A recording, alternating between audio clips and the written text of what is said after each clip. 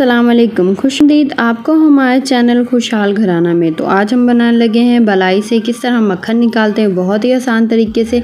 तो 15 दिन की हमारे पास बलाई है जो फ्रिज में फ्रीज़ हुई थी, उसे हमने एक दिन पहले जो इस देगचे में निकाल लिया। मलाई को निकाल के हमने एक दिन पहले रख दिया था और अब देख सकते हैं किस तरीके से। हाँ जी, तो अब तो ऐसा ऐसा करके इसे इस मशीन के अंदर डाल देंगे और मशीन को चला देंगे। तकरीबन 2 से 3 मिनट या 4 मिनट मशीन चलेगी।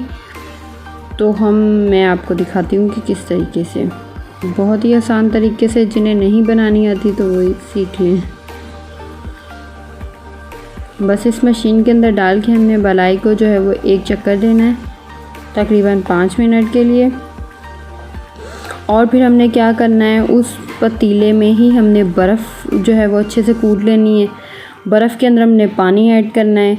यहाँ मैं पानी दिखाना भूल गई थी, तो पानी हमने ऐड करके वाला पानी जो है वो इस मशीन के अंदर डालना है, यानी कि हाँ जी, इसके अंदर हमें वो पानी ऐड करना है ताकि बलाई जो है वो थोड़ी सख्त सख्त सी हो जाए।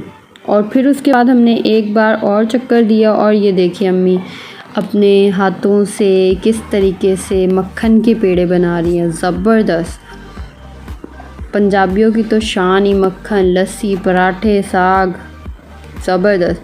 तो ये देखें किस तरीके से आसानी से जो है वो कुछ ही देर में जो है हमारा मक्खन तैयार है। बाकी की बर्फ़ को हमने उसी पतीले के अंदर डाल दिया था ताकि लस्सी अलग हो जाए और मक्खन अलग हो जाए।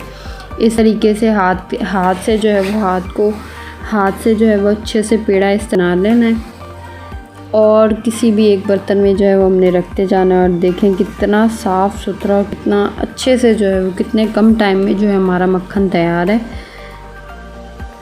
ज़बरदस्त। मेरा तो दिल कर रहा है बस साग और इसके ऊपर मक्खन डाल के खा लूँ फटाफट से। तो इंशाल्लाह आपको ये रेसिपी कह लें या ये टिप बहुत पसंद आई होगी।